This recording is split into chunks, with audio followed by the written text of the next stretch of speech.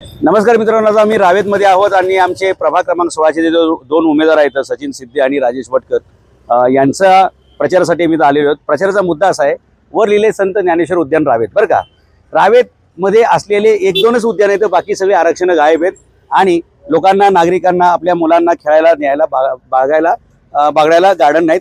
इथे बघा टाळा आहे, टाळा आतली सुद्धा अवस्था आपण बघू शकतो। बरं का, एकच गार्डन आहे, त्याची ही अवस्था आहे। आणि परदेशामध्ये आम्ही सिंगापूर, दुबई सगळीकडे फिरलो। आज रविवार आहे नेमका, बरं का, रविवार असून सुद्धा सकाळी 10च्या नंतर हे गार्डन संध्याकाळी 5 वाजेपर्यंत बंद असलेल्या साधन संपत्तीचा उपयोग कसा करता येत नाही।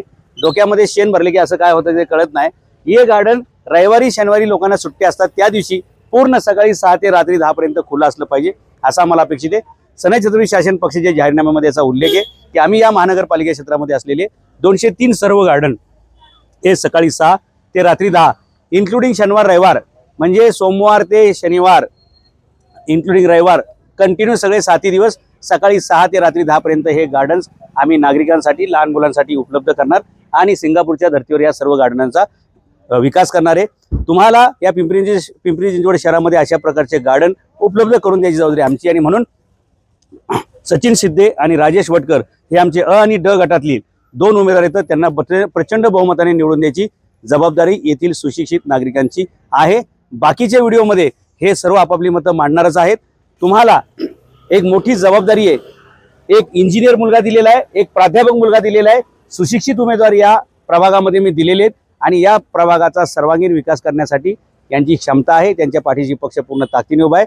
नागरिकांना, सोसायटीमध्ये राहणाऱ्या लोकांना आणि बाकी नागरिकांना विनंती आहे की आपण ही हातची संधी सोडायची नाही। प्रचंड बहुमताने या दोन्ही उमेदवारांना आपण या महानगरपालिकेमध्ये पाठवायचंय।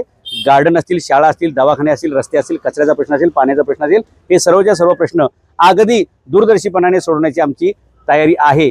आम्ही बाकीच्या उमेदवारांचे व्हिडिओ बघतोय, ते फक्त लोकांच्या पाया पडताना, गाडीतून उतरताना त्यांच्या साड्या बघायच्या, त्यांच्या दाड्या बघायच्या, त्यांच्या गाड्या बघायच्या, त्यांच्या माड्या बघायच्या। अरे ही काय प्रचाराची पद्धत असते का? तुम्ही करणार काय भविष्यात ते सांगा। गार्डन संदर्भात तुमचं काय विजन आहे? गार्डन संदर्भात जसं तुम्ही सर सांगितलं की आपण गार्डन ही सकाळी 6 ते रात्री 10 ही सर्वांसाठी चालू ठेवली पाहिजे। ऑल डे 7 डेज बाहेर देशात कुठेही जावा, सगळी गार्डन सगळ्यांसाठी खुली असतात। त्याच्यामध्ये गार्डन आणि खेळाची मैदानं ही सतत सगळ्यांना ओपन झाली पाहिजे। आता काय झालंय, फक्त कर्मचाऱ्यांच्या सोयीनुसार गार्डन उघडली जातात आणि बंद केली जातात, ती तसं न होता नागरिकांच्या सोयीनुसार सगळ्यांसाठी सगळी उपलब्धता इथं मिळावी आहे। कारण हे जे गार्डन उभं आहे ते लोकांच्या प्रॉपर्टी टॅक्स मधून उभं आहे, कोणाच्या स्वतःच्या खिशातून बनलेलं नाहीये। त्यामुळे गार्डन बनवताना किंवा कुठलीही सुविधा असताना हे सगळ्यांसाठी सगळं उपलब्ध झालं पाहिजे।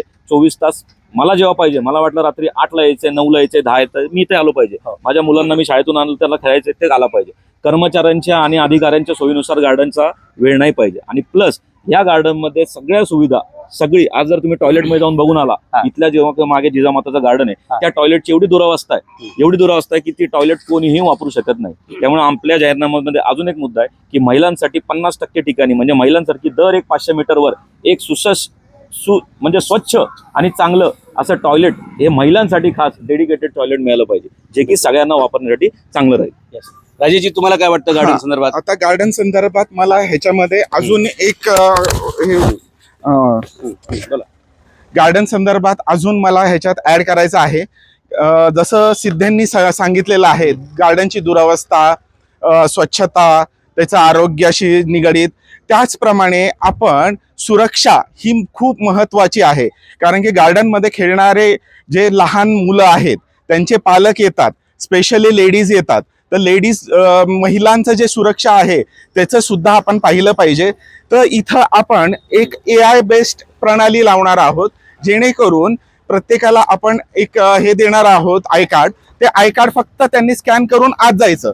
त्याच्यामुळे काय होईल की आत कोण गेलेलं आहे, किती वेळ गेलेला आहे, कुठल्या टाइमला गेलेला आहे, आणि ते सोडून इथून समजा महिलांशी काही दुर्व्यवहार झाला तर इथून पुढे आपण गुन्हेगार शोधताना आपण काय करतो, CCTV मध्ये बघतो, इथून पुढे गेले, रावेत चौकात गेले, रावेत चौकातून कुठे गेले, पुढे गेले, मग आपण प्रत्येक CCTV चेक करत असतो।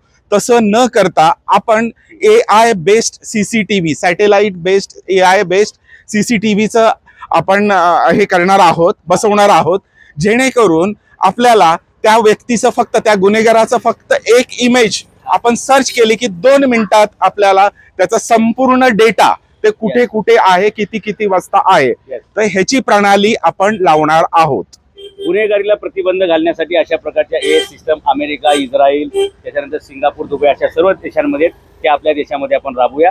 आणि आता जे रविवार असून सुद्धा हे गार्डन बंद, त्याचं कारण सांगतो. पिंपरी चिंचवड महापालिकेच्या आयुक्तांनी शेवटच्या दिवशी एका कागदावर सही केली आणि त्यानुसार 154 कोटी रुपये सुरक्षा रक्षकांच्या नेमणुकीसाठी मंजूर केले.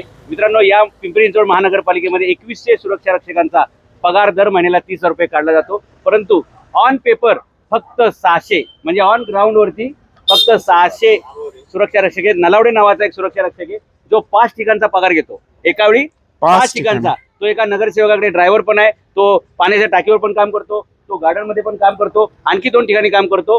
5 लोकांचा पगार एकच तो नलावडे नावाचा माणूस घेतो. मी सगळं डिटेल तुम्हाला सांगेल नंतर.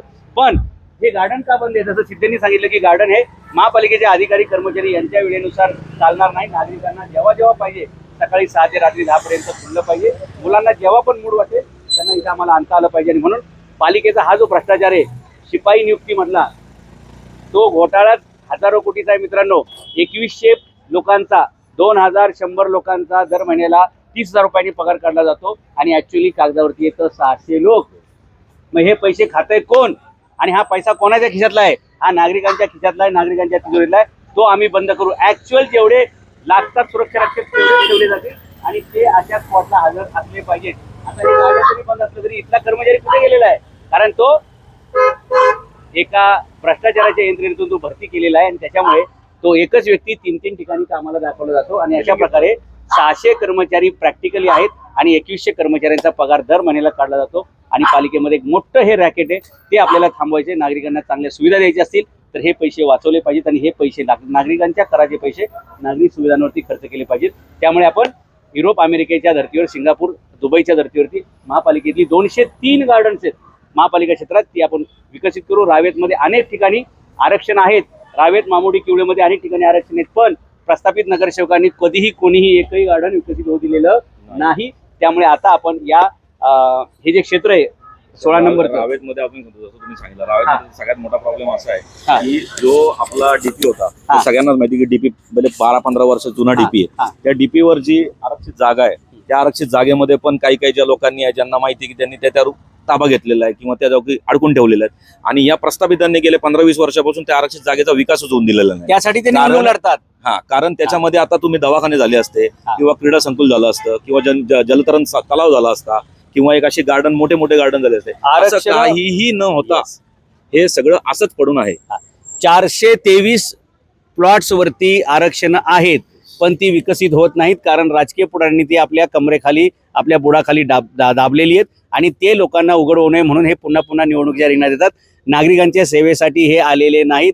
22,000 रुपये पगार घेण्यासाठी 10-10 कोटी रुपये लोक उगाच खर्च करत नाहीत कारण हजार कोटीचे प्लॉट त्यांनी आपल्या बुडाखाली दाबले. ते सगळं आपण उघड करू.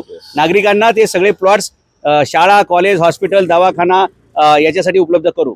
आरक्षित जागेबद्दल जे बोललेलं आहे, आरक्षित जागेमध्ये आपण लायब्ररी ओपन करू शकतो जिथे प्रत्येक मुलं MPSC, UPSC ची तयारी करू शकेल आणि अभ्यासिका बनवू शकतो आपण तिथे चांगल्यापैकी, जेणेकरून आपली मुलं, आपल्या वॉर्डातील मुलं फक्त आणि फक्त MPSC, UPSC नाही तर जगामध्ये कुठेही शिक्षणासाठी जात असतील तर आपला त्यांना सपोर्ट असणार आहे, पाठिंबा असणार आहे, मार्गदर्शन असणार आहे.